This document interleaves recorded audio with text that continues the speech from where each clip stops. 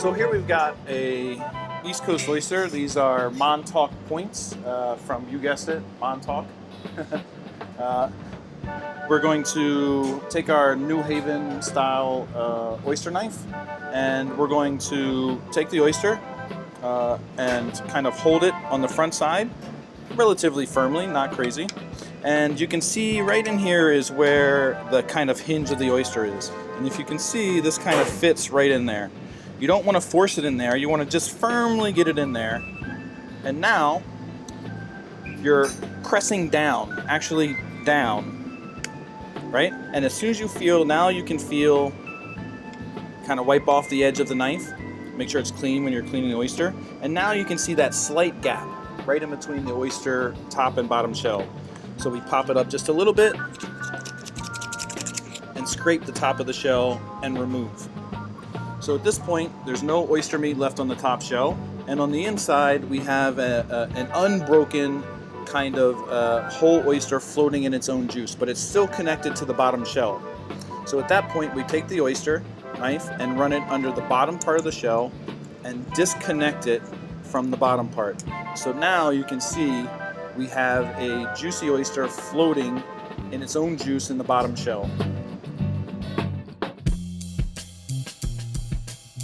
So what we've got here are some nice Long Island little necks. These are hand raked from Oyster Bay.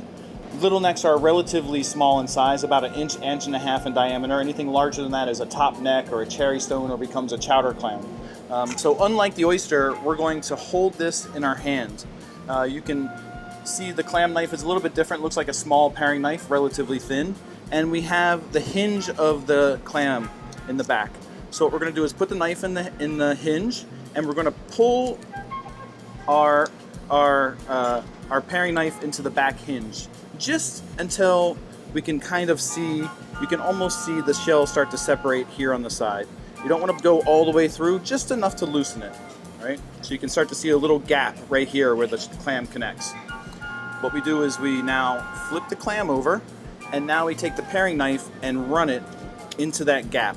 There are two muscles on a clam. One is on this side and one on this side. So we cut the first muscle, then we turn the clam over and cut the second muscle. And at that point, the clam is floppy and ready to open. So not dissimilar from the oyster, we need now to separate it from the top part of the shell. So now we have the whole clam in the bottom part of the shell. We remove the top part, and just like the oyster, we get the knife underneath and run the knife underneath to disconnect the clam from the two muscles on either side. And now, just like the oyster, we have a free-floating clam in its own juice, ready to be eaten.